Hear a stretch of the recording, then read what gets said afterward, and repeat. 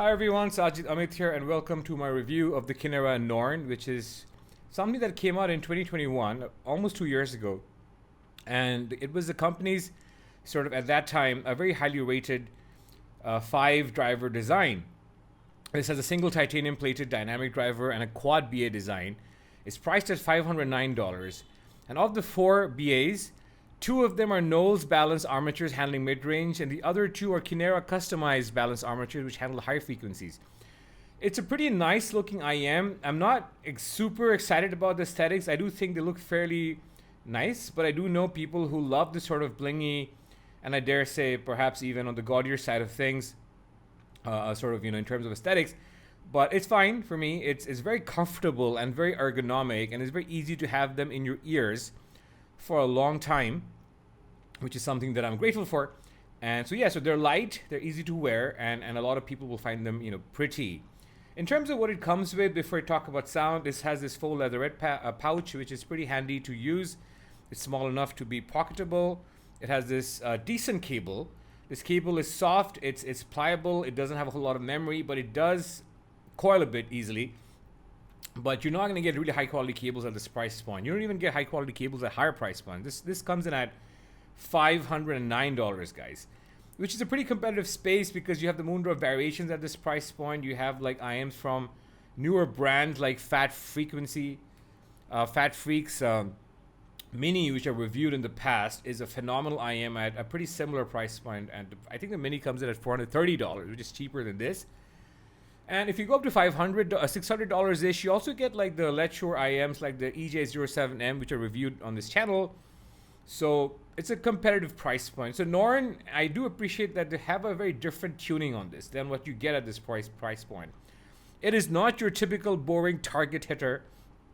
It doesn't try to comply with the Harman target. And I'll talk about sound in a bit, but let me just quickly talk about what it comes with, and then of course I'll finish up by talking about sources that I've tried this with, including a bunch of Kind devices, the Kind N8 Mark II, the Aroma Air Bluetooth DAC, which I really love.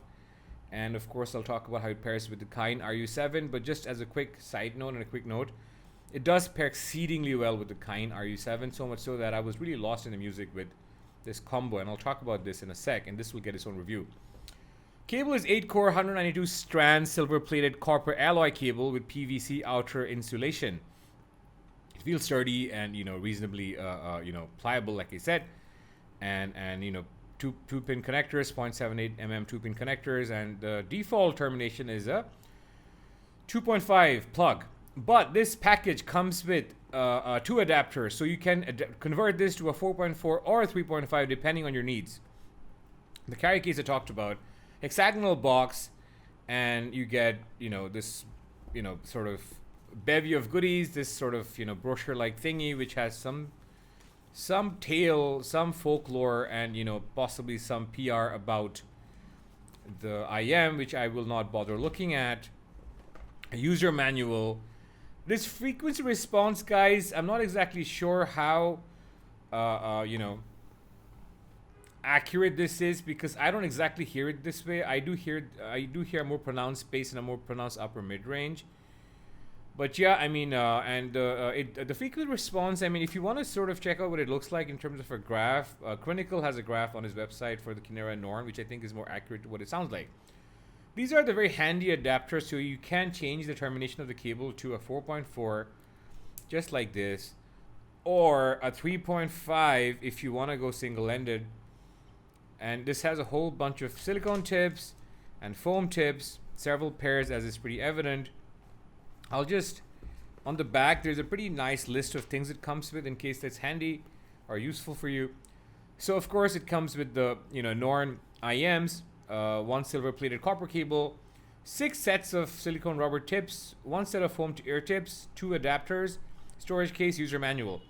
And of course I've talked about the specs, but just for your reference, the 32 ohm impedance IM and has sensitivity of 110 dB. So now to talk about sound, guys. Like I said, this is not your typical target hitter. It doesn't try to sound like Harman. It doesn't try to graph like Harman. And for that, I actually give it kudos, because it has a pretty daring tuning. It's a very fun tuning.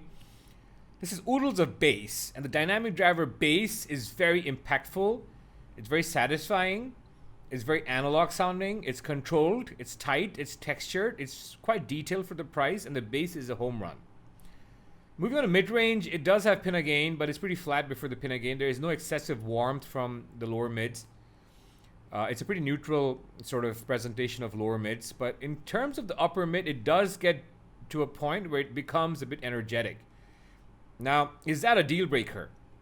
For me, it's not a deal breaker because I am the sort of person who gets bored by the same tuning on all my IMs. I do love manufacturers who have a daring, who have a more adventurous side to their how they tune their IMs, right? So, for example, recently I really liked the Campfire Trifecta, which I did not like in the past because I began to appreciate its uniqueness, its unique flavor. So by that, given that sort of mindset that I have, the fact that I like different colors sort of on a palette, I have appreciated what this is going for.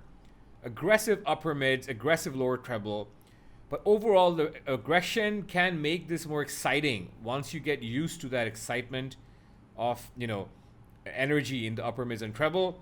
I do feel like younger people might struggle a bit with this. I was thinking of this sort of, point independently of Zios, and I then realized Zios also mentioned this, but I do agree with him. I do feel like this sort of presentation might be something that younger ears might struggle with. Not every person, obviously. Even for younger people, their ear anatomy will vary. And different people will have different thresholds of how much treble they can take, depending on what they're used to. So now talk about sources. On this sort of source, the Kind RU7, which is their 1-bit DSD DAC amp dongle, I didn't get much sibilance. I didn't get this sort of excessive treble energy, and this was a phenomenal pairing with the Kinera Norn. I highly recommend this pairing. This, of course, is a power guzzler, and this is something I only drive with my iPad, and you can also drive it from your computer, but because it doesn't work very well from my iPhone, I've been told it works fairly well with Android phones, which are not current limited, but iPhones are. And because it's all DSD, it does demand a lot of power. Don't get me wrong, I was able to drive this with my iPhone, but I wasn't able to multitask when driving it, and I had some problems with stuttering and all on higher frequencies. But on my iPad, this was just a goddamn home run, especially with these. And if you have a good, powerful source like an iPad or an Android phone in some cases, I mean, honestly, this can be like a pretty interesting sort of a setup, and maybe even like pretend endgame for a few years or a few months maybe. So I really like this combination, guys. It really like made the treble more polite and more palatable and more enjoyable. Off my Aroma Audio Air, the Air is pretty neutral yet natural sounding. The Norn sounded fantastic, was very spacious. So the Norn IMs were spaced really well. They have a very very broad and very wide sort of sound stage reproduction, so you never feel like you're being compressed. And I didn't get the feeling of being compressed in terms of stage presentation, even on the dongle, because this does do space very well. On the N8 Mark II, this was slightly less interesting because on some tracks it was great when it was connecting with certain tracks because the tracks were well recorded or had no sibilance in the tracks to start with. It was an amazing sort of experience. But on tracks that were more bright or were poorly mastered, because this can also be a bright sounding DAP, the Kinera Norns were not as listenable. So it does matter what you drive this with, guys. But if you are looking for some excitement in that sort of region, I do strongly recommend this. Some people have compared this with the Odin from Empire Ears, which is a $3,000 IM. I don't think this reminds me of the Odin. I think this is even more exciting than the Odin. And the reason why I keep using the term exciting, because it is. I do think that with the right source, you will be in for a ride. Like, whether you like rock or metal or vocals, like, this will give you a lot of energy. It's very energy, wake up and listen to me sort of an IM. And for that, I really enjoy it, guys. Finally, technicalities-wise, I think it's great for the price. I think it's as resolving as it needs to be. Resolution is interesting. Like, you don't get, like a significantly more resolution once you go up from $200 to $500 or $500 to even $3,000. You get more resolution, of course, but it's not like you get a night and day difference. So in that sense, it's very resolving for the price. Stage is fantastic. There's nothing wrong with the timbre. I do think it's timbrely pretty well done. A lot of IMs in this price range just suck for timbre. This does not. And dynamics wise, it's a pretty dynamic IM, which is punchy and there's great and impressive transition. It's pretty noticeable between louder and softer parts of a track. And speed wise, in terms of transient response speed, it's just fine. Overall, guys, this is a pretty interesting IM. If you can handle a bit of upper mid and treble energy, and if you like bass, you will like this. In that case, you know, this is a strong recommendation. However, if you're someone who's treble sensitive and upper mid energy sensitive, this might not be for you, but I do recommend you audition first and try it with different tips and with different, you know, DAC amps and dongles or you know, portable devices or what have you.